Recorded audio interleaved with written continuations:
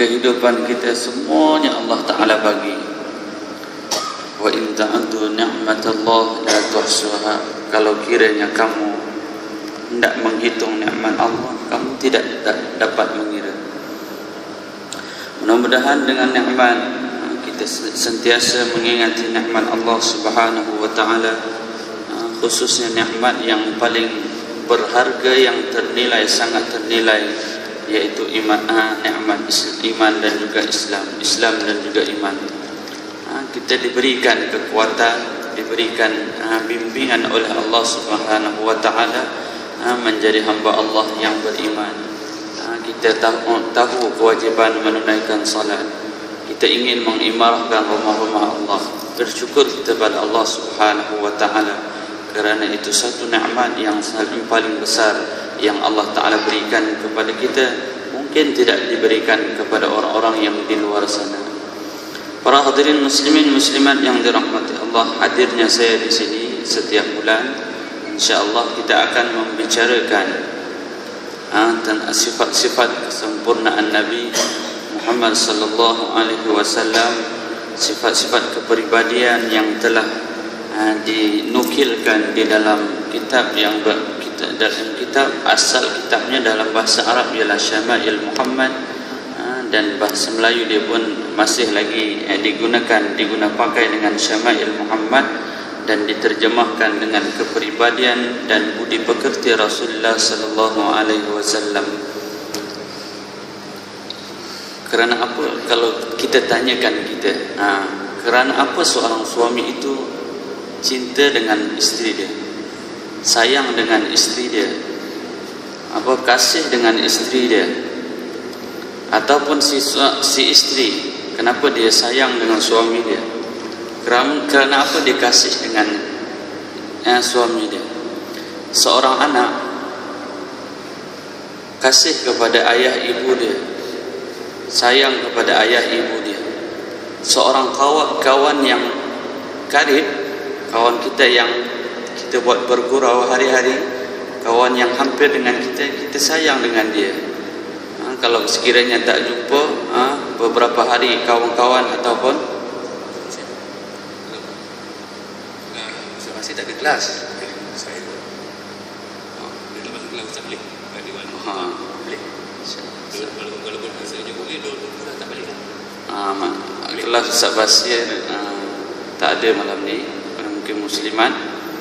Nanti kalau nak ikut kelas boleh kelas saya di atas sana insya-Allah selepas isya.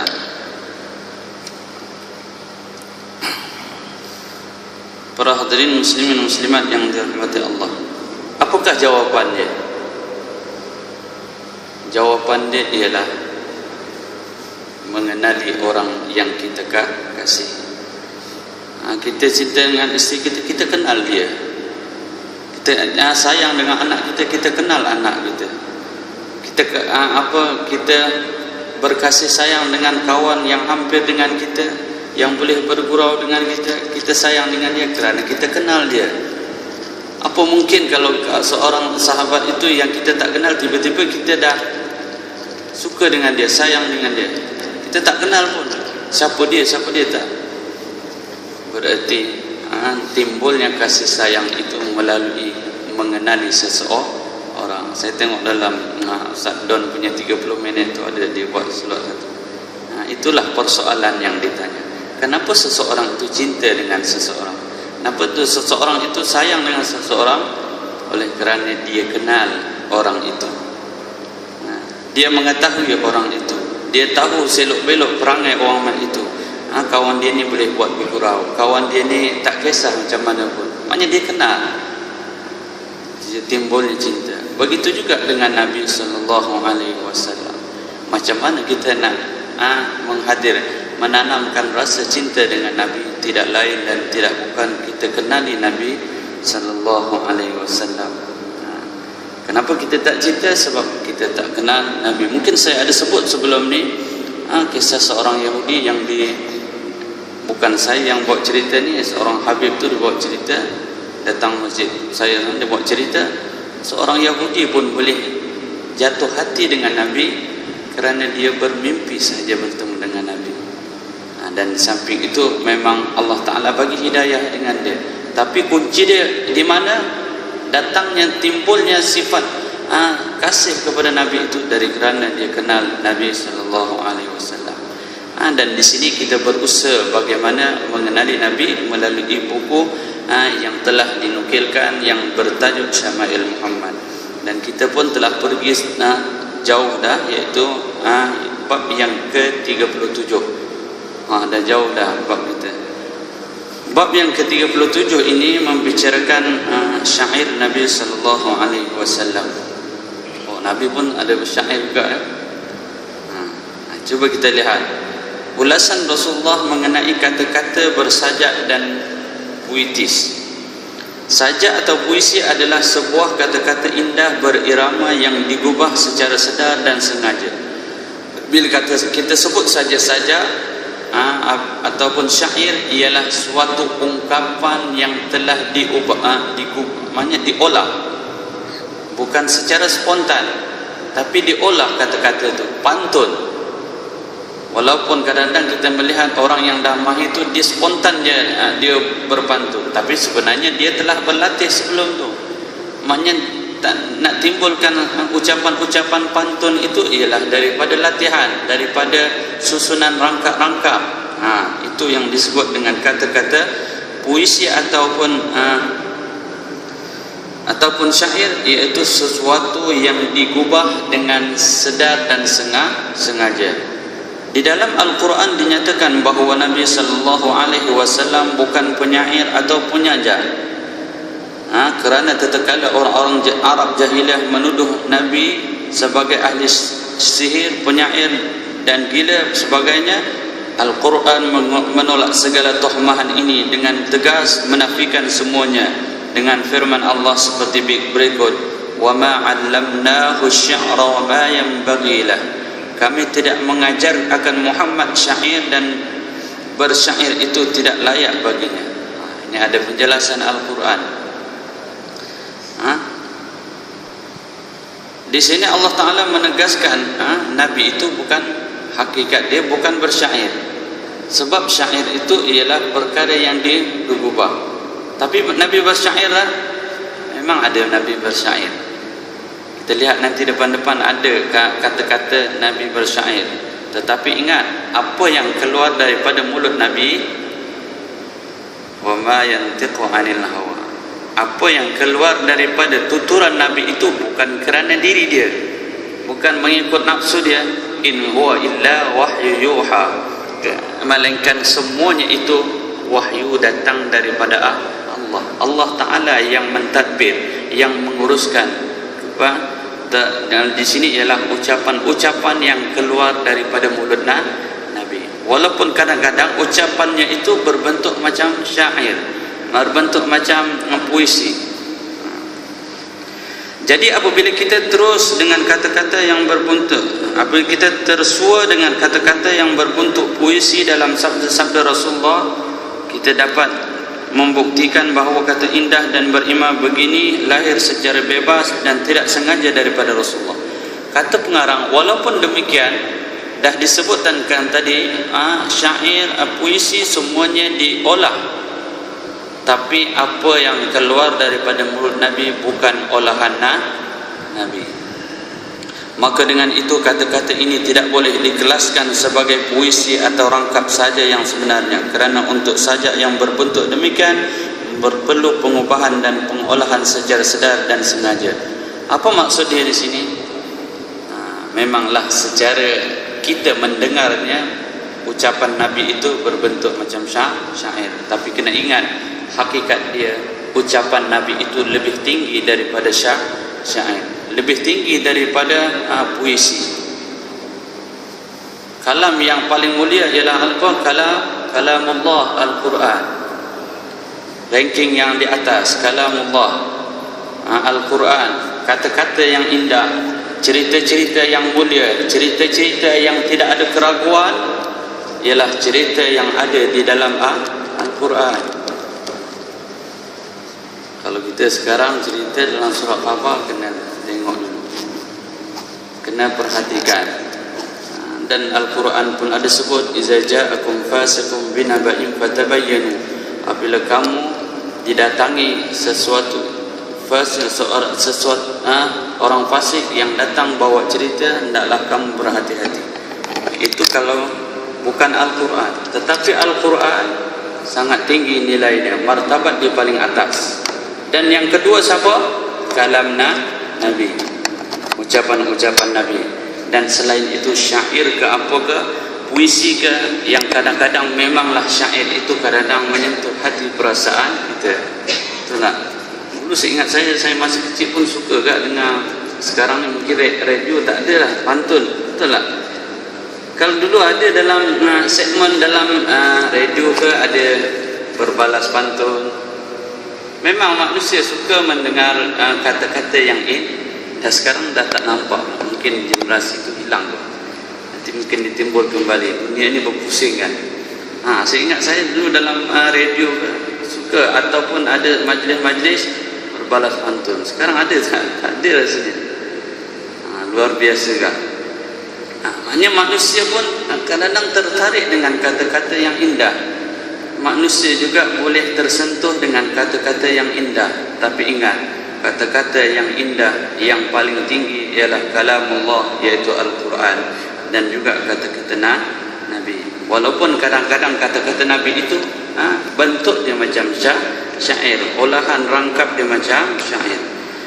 Menurut penulis yang hina, iaitu Syekh Muhammad Zakaria, ini juga merupakan mukjizat mencetuskan hakikat bahawa Rasulullah sallallahu alaihi wasallam bukan penyair. Kadang-kala terkeluar secara spontan kata-kata indah berpuitis daripadanya. Dari itu kita hendaklah mengakui bahawa jika benarlah baginda seorang penyair, sudah tentulah baginda akan mengubah sebuah sajak atau syair yang tinggi ketulinannya serta indah dan halus gubahannya, kerana baginda tidak pula kurangnya bantuan untuk menghasilkan. Itulah buktinya. Kalau buktinya Nabi itu pandai bersyair, sudah pasti Nabi membuat satu buku syair. Tapi tak ada. Ada tak buku syair Nabi? Tak ada. Yang ada hadis-hadis Nabi. Namun Allah Ta'ala menjadikan hadis yang diriwayatkan memberi pujian dan kutukan terhadap penyair. Setengahnya mengatakan baik, sebagainya mengatakan tidak baik. Memanglah syair itu ada juga, boleh juga, tapi kadang-kadang dia boleh menjadi baik ataupun tak baik. Yang sebenarnya ialah bahawa syair dan sajak itu pada hakikat dirinya sendiri tidak ada mempunyai kebaikan dan keburukan. Rangkap syair itu, rangkap pantun itu sebenarnya tak ada apa-apa pun sebenarnya. Tak? Kita tulis di batu-batu, tulis-tulis dalam buku himpunan. Hakikat dia pengarang mengatakan rangkap-rangkap itu tak ada apa-apa pun. Dia kosong sebenarnya. Berbeza dengan Al-Quran. Al-Quran penuh dengan mukjizat. Walaupun kita lihat rangkap-rangkap itu, tapi penuh dengan keluar biasaan bagi mereka yang Allah Ta'ala berikan hidayah. Na'udzubillah kalau kita, kan Allah Ta'ala sebut dalam Al-Quran tu, iza tuliyat alaihim ayatuhu zadatuhum imana wa ala rabbihim yatawakkalun. Allah Ta'ala ceritakan orang yang beriman itu bila dibacakan ayat Allah, dia akan bertambah keyakinan dia, bertambah keimanannya. Tapi itu minadam, di ayat-ayat lain orang-orang yang memerhati mentadabbur Al-Quran ini tidak terasa air mata bercucuran mencurah. Itu sifat-sifat. Berarti Al-Quran bukan sekadar tulisan, tetapi dia ada perkara yang luar biasa di dalam ayat-ayat Al-Quran. Berbanding dengan syair itu hakikat dia tak ada apa-apa pun. Yang sebenarnya, jikalau temannya baik, maka baiklah ia. Sebaliknya, jika temannya buruk dan jelek, maka sajak dan syair yang demikian ada dilarang. Syair itu bergantung kepada yang mengolah. Dan kita pun ahli-ahli ulama kita, Imam Ghazali, Imam Syafi'i, mereka ini pun bersyair juga, berirama, mengubah kata-kata. Ucapan-ucapan mereka juga menyentuh hati orang-orang yang mendengar daripada kerana susunan-susunan kata.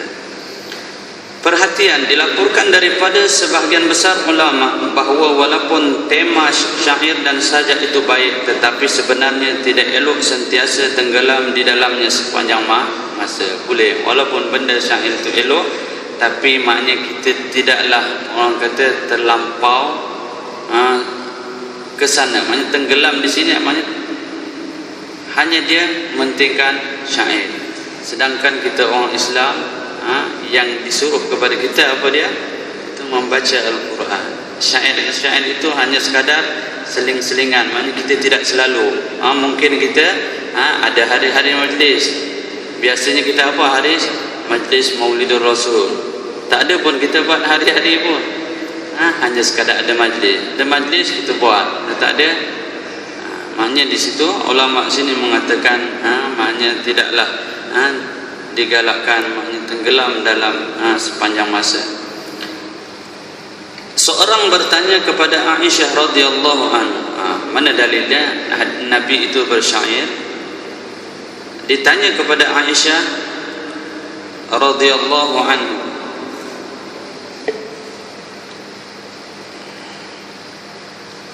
hal kana Rasulullah sallallahu alaihi wasallam yatamathalu bi syai'in min asy-sya'ri? Qala كانت يتمثل بالشعر ابن رواحة ويتمثل بقوله ويأتيك بالأخبار من لم تزود. Aisyah ditanya, adakah Rasulullah sallallahu alaihi wasallam membaca rangkap syair? Ditanya oleh orang kepada Aisyah, iaitu isteri Rasulullah Ummul Mukminin. Jawab beliau, ya. Aisyah kata, ya, memang ada Nabi itu bersyair. Kadang-kala misalnya baginda pernah mengungkapkan syair Abdullah bin Rawaha, dan kadang-kala syair-syair daripada lain-lain penyair. Misalnya syair Tarfa'. Syair dia apa? Wa ya'tika bil akhbari man lam tuzid. Dia syair ni pun kalau ada dia punya timbangan. Kalau kita baca biasanya wa ya'tika bil akhbari man lam tuzid. Dia tak jadi biasa, tak jadi macam biasa, tapi syair tu dia ada apa, dia punya irama, nada-nada. Itu kena belajar lagi, belajar mengalunkan syair. Dia ada not-not dia, bukannya main baca macam tu. Ini pun saya ingat tak ingatnya, ada belajar sikit juga. Wa ya'tika bil akhbar man lam tuzid. Kadang-kala orang yang tidak kamu bayar upah membawa berita untukmu. Aisyah mengatakan ada setengah Nabi bersyair dengan mengungkapkan kata-kata ni. Wa ya'tika bil akhbar man lam tuzid. Orang-orang, kadang-kala orang yang tidak dibayar upah membawa berita untukmu. Singkatan Nabi berucap sikit. Apa maksud dia? Yakni kadang-kala orang untuk mengetahui sesuatu berita dari sesuatu tempat, seorang mengupah seorang lain membuat perjalanan ke tempat tersebut untuk menentukan kebenaran sesuatu berita atau kenyataan. Tetapi kadang-kadang terjadi bahawa seorang datang lalu membawa berbagai-bagai berita sedang ia tidak diberi upah pun. Itu maksud Nabi tadi. Biasanya kalau kita nak mendapatkan satu-satu berita, perlukan ada orang yang pergi menyelidikkan, ataupun ada orang datang. Semuanya ada, kena ada bayaran. Kalau kita sekarang nak dapat berita apa, beli surat khabar, kena bayar juga. Beli surat khabar, lagi apa, SMS kena bayar juga. Ataupun sekarang ada WhatsApp, walaupun tak bayar, tapi handphone tu kena beli, berbelanja juga. Itu maksud Nabi. Nabi kata kadang-kadang orang yang membawa berita itu kamu tak bayar upah pun.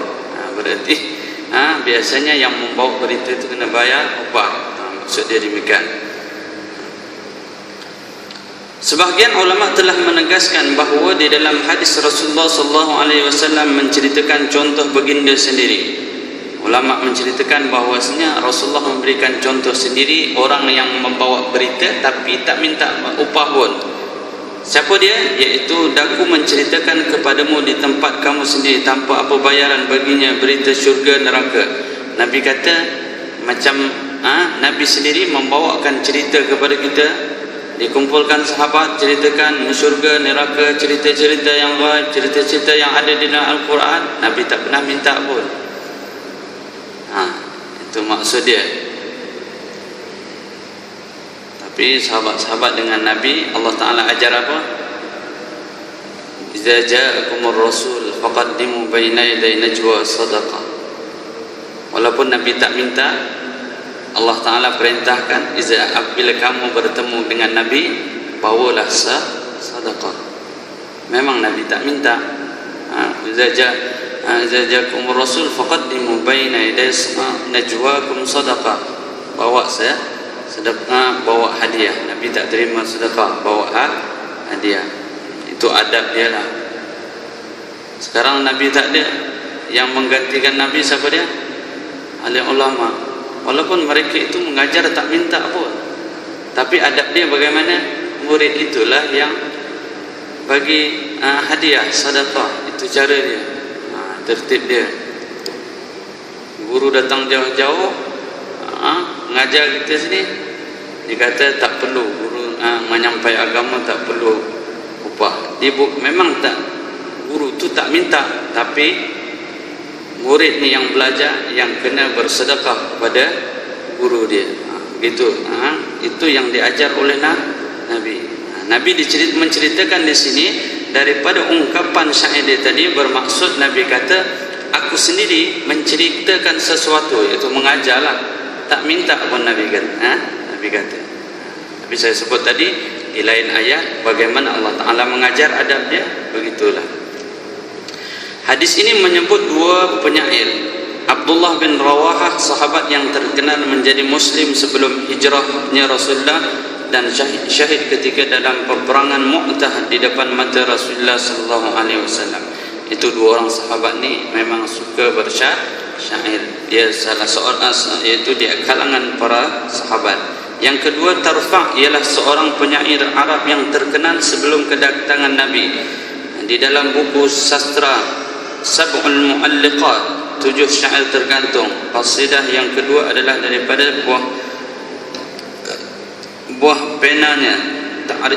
Tarfa' tidak sempat hidup ketika zaman kemunculan Islam. Hanya dua-dua ini sahabat Rasulullah.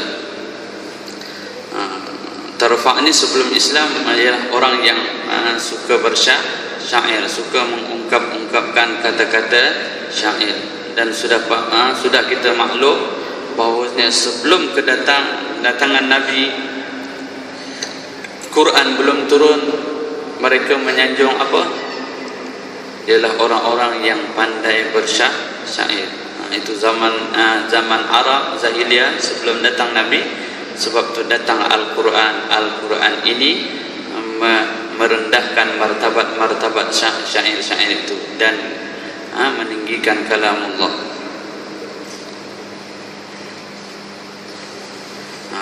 Perhatian, kata-kata indah yang mempunyai hikmah daripada orang-orang bukan Islam dibenarkan untuk diungkapkan.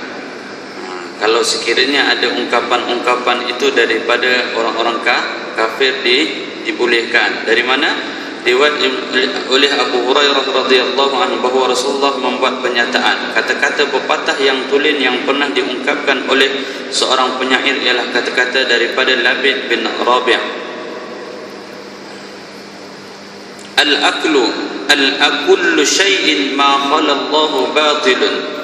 Selain Allah, segala sesuatu daripada dunia ini adalah batil, binasa. Itu ungkapan syair. Labid adalah seorang penyair yang cemerlang. Selepas memeluk Islam, beliau telah berhenti menggarap syair. Pernah beliau berkata, Allah telah mengurniakan daku sesuatu gantian terlebih baik daripada syair. Beliau hidup lebih daripada 140 tahun. Labid ini ialah seorang juga ahli penyair yang sebelum kedatangan Nabi, sebelum turunnya wahyu. Tapi bila Labid masuk Islam, dia kata Allah Ta'ala telah menggantikan kepadaku yang terlebih mulia, yaitu Islam dan juga Al-Quran. Walaupun Labid ini seorang yang mahir dalam mengungkapkan syair, tapi bila masuk Islam bukan ditinggalkan, maknanya martabat syair itu dia rendahkan dan tinggikan martabat wahyu Allah, yaitu Al-Quran. Diriwayat daripada Jundub bin Abdullah bahawa satu ketika jari Rasulullah sallallahu alaihi wasallam terluka kerana batu dan jarinya berlumuran darah. Pada ketika itu baginda membaca sebuah syair. Ini bukti, salah satu daripada bukti syair Nabi. Ketika Nabi satu ketika Nabi terluka, tangan dia luka, diceritakan luka ini daripada perang Uhud, dan luka itu berlumuran darah. Nabi berkata, mengungkapkan syair. Apa syair? Hal anti illa isba'u dhabiti wa fi sabilillah ma laqiti. Dikau hanyalah sebatang jari yang berlumuran darah, tetapi darah yang keluar ini tidak membazir lantaran luka ini didapati di jalan Allah. Pasti dia digantikan kelak. Nabi bersyair, tangan dia luka, Nabi bersyair, wahai jari, kamu hanya sekadar jari yang berlumuran darah, tapi sudah pasti berlumuran darah ini bukan sia-sia, tapi akan digantikan oleh Allah. Cakap dengan jari. Nabi bersyair. Mungkin saya menyampaikan ini tak sama lah dengan Nabi. Mungkin Nabi menyampaikan dengan not-not irama, dengan not-not nada syair. Kita pun kalau baca buku maulid tu, kalau bukan, kan kita ada buku maulid dikeluarkan oleh Jabatan Agama Islam. Masa di Maulid Akbar Masjid Negeri ada jual tu satu buku RM10. Tapi pada tahun lepas buku itu dibagi saja. Semua dalam tu ada buku. Kalau kita yang tak pandai berlagu ni, kita hanya sekadar baca. Tapi bila dibagi buku tu kepada yang pandai mengalunkan syair, sudah pasti dia akan lebih sedap. Itu syair sebenarnya. Syair ni kena menulis itu satu hal, dan yang kedua menyampaikan pun satu hal. Nak jadikan ungkapan itu ungkapan yang menarik ataupun tidak bergantung kepada yang menyampaikan. Mungkin ada yang menyampaikan tak sedap, lain orang menyampaikan sedap.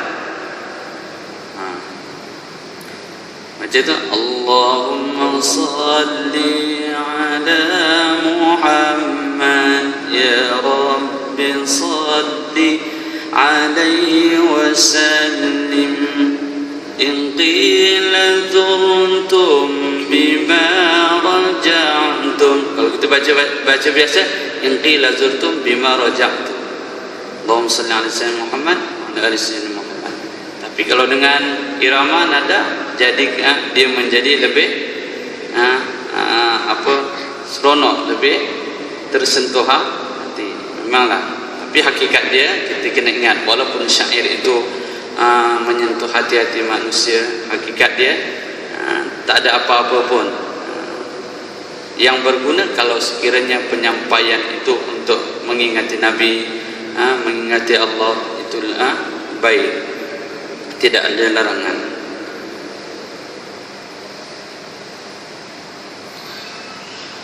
Syair memuji Rasulullah sallallahu alaihi wasallam. Ini dalil. Ada tak pada zaman Nabi itu, pada zaman sahabat-sahabat dulu, iaitu khusus pada zaman Nabi sahabat memuji Nabi? Ada. Tengok ni. Hadis daripada Aisyah radhiyallahu anha meriwayatkan bahawa Rasulullah sallallahu alaihi wasallam pernah meletakkan mimbar yang ada di dalam masjid untuk Hasan bin Thabit. Mana yang Arab dia? Kalau dalam buku ini diterjemah saja.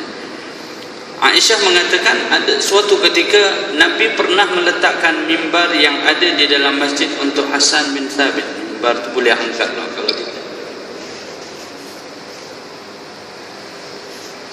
Kita punya permanent. Mungkin juga di sini masjid kita ada pentas. Nabi pernah membuatkan untuk Hasan bin Thabit.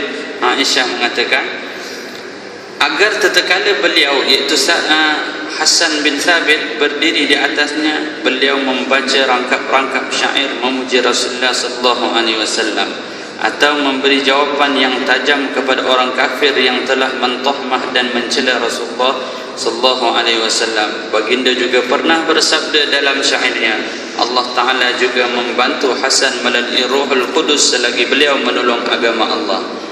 Ada pada zaman Nabi, siapa nama dia? Hasan bin Thabit, orang yang suka bersyair memuji Nabi, hingga Nabi letakkan mimbar suruh Hasan bin Thabit bersyair di atas itu. Dan Nabi pun mendoakan supaya Hasan bin Thabit ni dipimpin oleh Allah selagi mana ia menolong agama Allah. Nabi berdoa kepada Hasan supaya Allah Ta'ala tolong Hasan bin Thabit. Sebab nak dapat ilham, nak buat syair ni pun perlu ketajaman fikiran. Ketajaman fikiran, ilmu itu datang daripada mana? Datang daripada Allah. Allah Ta'ala ilhamkan orang-orang alim, orang-orang saleh. Kenapa ucapan, kata-kata dia sangat menyentuh hati, ucapan-ucapan dia tajam? Satu, daripada kerana ilmu dia. Yang kedua, kerana bahasa Melayu kita apa? Lidah masin. Itu yang kita gunakan. Sebab dibantu oleh Allah. Para alim ulama ini lidah mereka masin bahasa kita. Itu lidah mereka tajam. Kata-kata mereka menyentuh perasaan. Di sini Nabi pernah mendoakan kepada Hasan bin Thabit dengan doa supaya Allah Ta'ala membimbing Hasan bin Thabit selagi mana Hasan ini menolong agama Allah. Menolong dengan apa? Mengalun-alunkan syair.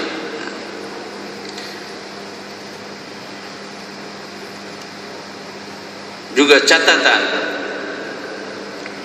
kita sudah pasti bahawa jihad itu satu perkara yang wajib bagi setiap individu Muslim. Tapi kita kena ingat, jihad itu berbagai cara. Mungkin pada zaman Nabi, jihad itu dengan menumpahkan darah, dengan pedang. Tapi mungkin adakah jihad itu di masa kita sudah hilang kewajipannya? Tak hilang. Jihad itu terus menerus sampai hari kiamat. Jihad itu terus menerus sampai kita mati. Setiap Muslim wajib berjihad pada jalan Allah. Tapi jihad itu berbagai-bagai cara. Zaman Nabi dengan pedang, zaman kita dengan apa? Ungkapan, penulisan dengan syair-syair memuji Nabi supaya apa? Timbul cinta kasih kita dengan Nabi. Bahasa Melayu ada juga ahli kumpulan-kumpulan burdah, kumpulan yang membawa syair, ada yang buat terjemah, tapi kebanyakan syair yang ada itu semua bahasa Arab. Di sini pengarang mengatakan maknanya maksud jihad itu lebih luas. Boleh juga dengan kata-kata syair, dengan ungkapan-ungkapan syair.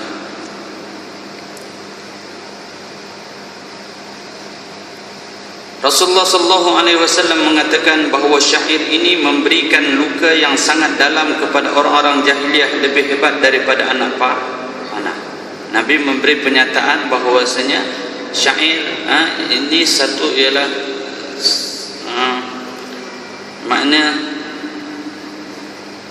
sangat dalam kepada memberikan luka yang sangat dalam. Sebab orang-orang jahiliyah masa itu dia suka kepada syair, memuji-muji. Tapi bila sahabat-sahabat mengolah syair memuji Nabi, itu satu tamparan hebat kepada orang-orang kafir. Itu Nabi kata. Sebab Nabi, ucapan-ucapan Nabi ini Allah Ta'ala yang bagi tahu. Walaupun orang-orang kafir itu tak tahu, tapi Allah Ta'ala bagi tahu kepada Nabi. Nabi tak tahu. Ada satu kisah tu, Nabi bab yang pertama, tak silap saya, bab yang pertama Nabi bila sembahyang, Nabi kata, jangan kamu memandang kepadaku, kerana aku melihat dari arah mana pun. Maknanya Nabi melihat dari arah mana pun. Itu datang dari mana? Allah Ta'ala yang bagi. Semua yang dilakukan oleh para sahabat ataupun orang-orang munafik, walaupun pada zahirnya dia tak cakap pun, tapi semua Nabi, semua perkara Nabi tahu yang disampaikan oleh Allah Subhanahu wa Ta'ala. Di sini Nabi kata ungkapan-ungkapan syair dalam Islam itu salah satu daripada tamparan, iaitu tamparan yang hebat kepada orang-orang kafir. Maka dengan ini semua jenis pejuang dikehendaki mempertahankan berkhidmat Islam. Mereka yang sibuk menjawab terhadap tuhmahan-tuhmahan Yahudi dan Kristian juga berkhidmat dan berjuang untuk Islam. Maknanya para pengubah syair, Nabi kata juga termasuk dalam jihad, mempertahankan agama Allah.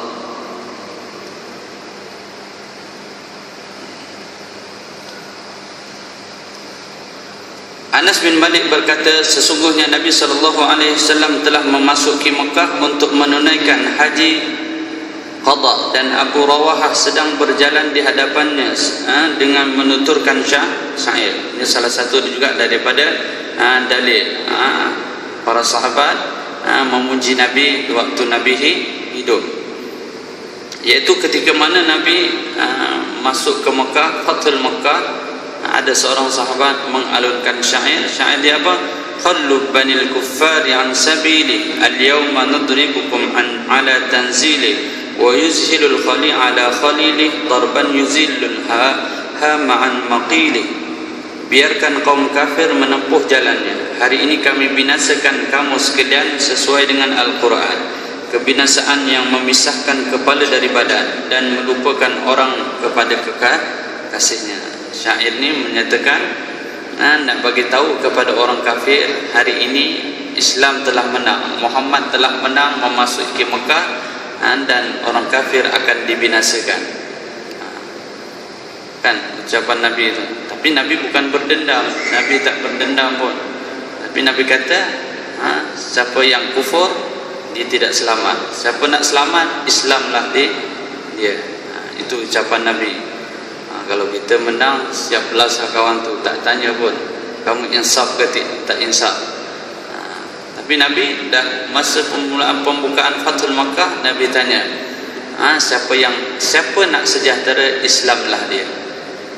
Tapi sebaliknya, kalau siapa yang tak nak sejahtera, duduklah dalam keadaan kafir. Sebaliknya seluruhnya, bila Fathul Makkah, pembukaan Makkah itu, mereka masuk Islam.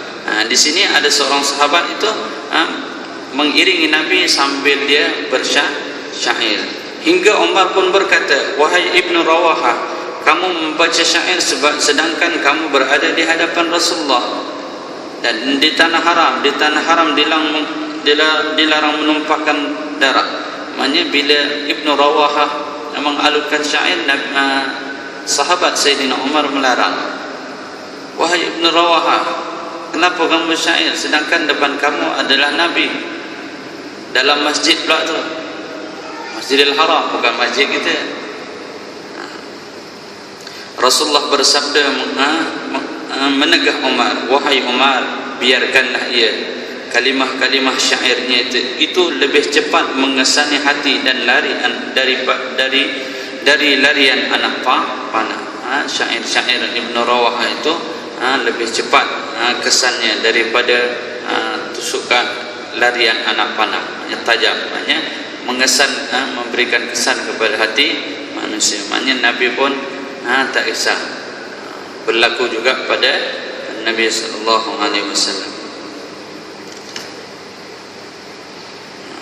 Hadis yang terakhir, Jabir bin Samurah meriwayatkan dengan maksud, aku telah menghadiri majlis Nabi SAW lebih dari 100 kali. Di dalam majlis tersebut para sahabat saling mengumandangkan syair dan saling membicarakan peristiwa-peristiwa semasa jahiliyah. Nabi SAW hanya berdiam diri sahaja dan kadang-kadang tersenyum kepada mereka. Itu yang dikatakan oleh Jabir.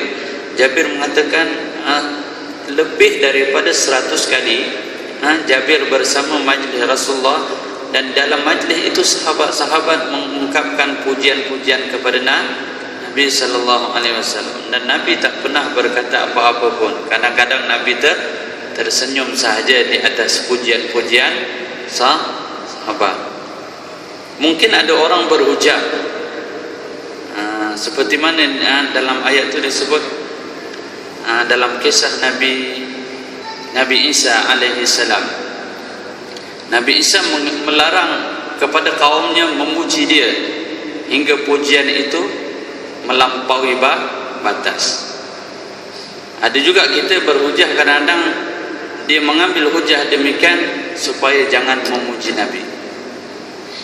Melalui pemahaman saya melihat pada tafsir yang tersebut, di sini Nabi Isa itu melarang kaum dia memuji dia hingga melampaui had agama. Kerana apa? Kaum Nabi Isa memuji kepada Nabi Isa hingga kan dia meletakkan Nabi Isa itu ke martabat anak Allah. Itu dah melampaui had agama. Ingat ayat mana itu? Saya baca ni Sungai Udang ayat itu. Itu yang dilarang. Kita sekarang kita memuji Nabi tidaklah melampaui batas. Kita masih dalam ruang lingkup beragama, dan juga berlaku pada zaman Nabi. Sahabat-sahabat itu memuji Nabi hingga diceritakan oleh Jabir Samurah, dikata tidak lebih lebih daripada 100 kali aku bersama dalam majlis Nabi. Dalam majlis itu para sahabat mengungkapkan ucapan memuji Nabi, dan Nabi tidak melarang sama sekali. Kadang-kadang Nabi tersenyum. Maknanya boleh tak buat majlis memuji Nabi? Boleh.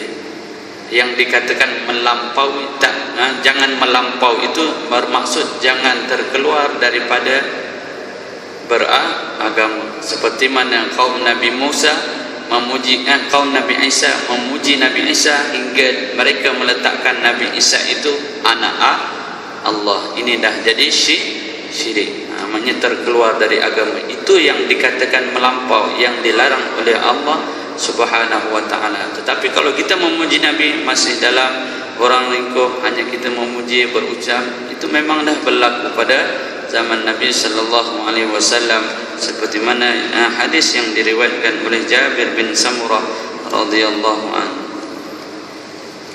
Habis tajuk daripada syair, kata-kata syair yang keluar daripada kata-kata ungkapan yang berbentuk puisi, dan hakikat dia bahawasanya kata-kata yang keluar dengan Nabi itu tidak sama martabatnya dengan puisi, dan ia lebih tinggi. Dan buktinya apa? Kerana Nabi bukan Nabi yang mengolah sendiri. Kalau syair kena olah, tapi Nabi mengucapkan itu kerana Allah Ta'ala yang wahyukan. Memanglah kadang sama dengan syair, tapi hendaklah dalam pendirian kita martabat dia lebih atas daripada syair. Yang atas Al-Quran, yang kedua kata-kata Nabi, yang ketiga keempat itu baru syair ke puisi ke apa ke pantun ke, itu martabat dia di bawah. Yang dilarang macam mana? Dilarang ialah syair-syair yang mengarah kepada hawa nafsu, syair-syair yang mengarah kepada lalai kepada Allah, syair-syair yang melekakan kita kepada Allah. Syair itu boleh dikatakan juga lagu-lagu, alunan-alunan lagu. Seterusnya, sikit lagi kita masuk bab yang ke-38. Bab yang ke-38,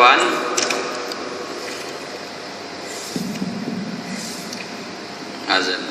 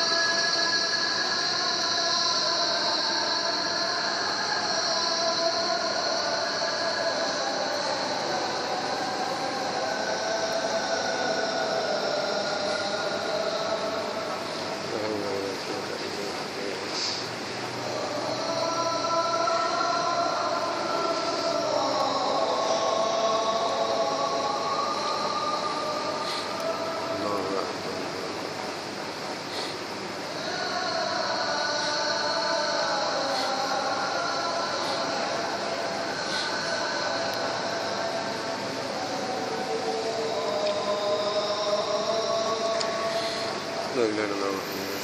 اللهم أصل مقام محمد الذي bab yang ke-38 ini menceritakan tentang wal bicara Rasulullah sallallahu alaihi wasallam. Dalam buku yang satu lagi, Nabi bercerita pada waktu malam. Apa kelebihan dia? Wal berbicara pada waktu malam.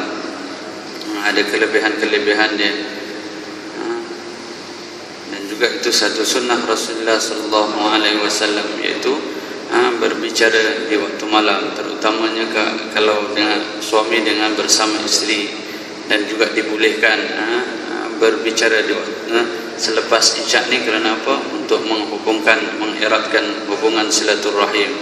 Maknanya walaupun ada hadis itu, ada ayat Quran yang waktu isyak ni kalau mak ayah anak-anak tak boleh mengganggu, tapi boleh tak berbual bicara, ada tidak adab-adabnya.